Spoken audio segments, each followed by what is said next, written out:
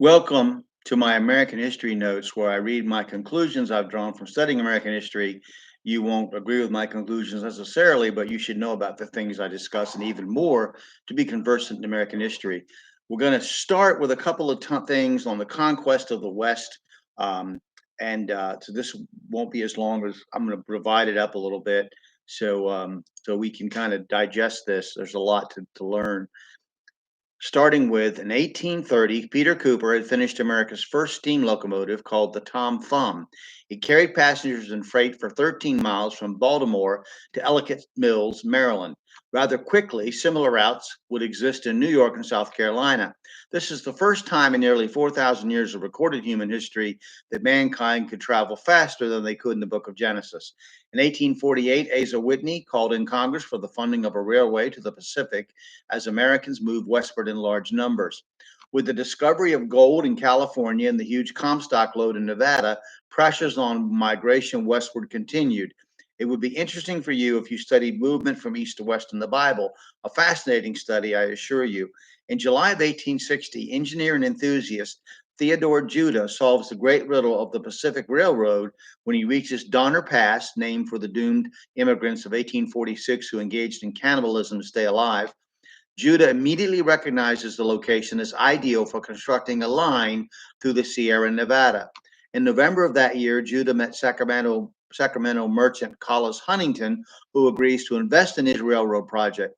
Huntington brings in four other investors: Mark Hopkins, James Bailey, Charles Crocker, and Leland Stanford. The six men organized themselves as the first board of directors of the Central Pacific Railroad Company. The Pony Express completes its inaugural delivery, bringing mail over 1,966 miles from St. Louis to Sacramento in 11 days. Organized by William H. Russell and Alexander Majors, the service depends on a string of 119 stations, about 12 miles apart, where the young riders, quote, skinny, expert, willing to risk death daily, exchange horses to keep advancing at top speed. Finally, after much difficulty and a great deal of political action, on May 10th, 1869, amidst a crowd of dignitaries and workers with the engines number 119 and Jupiter practically touching noses, the Central Pacific and Union, excuse me, Pacific Railroads joined together. Telegraph operators transmitting to both coasts transmit the blows of the hammer as they fall on a golden spike. The nation lists as west and the nation listens as West and East come together in undivided union.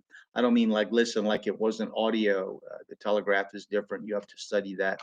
So we're gonna, I mean that figuratively. Okay, so we're gonna talk about the clashes between Native Americans and the westward migrants and the U.S. Army. Next, there is a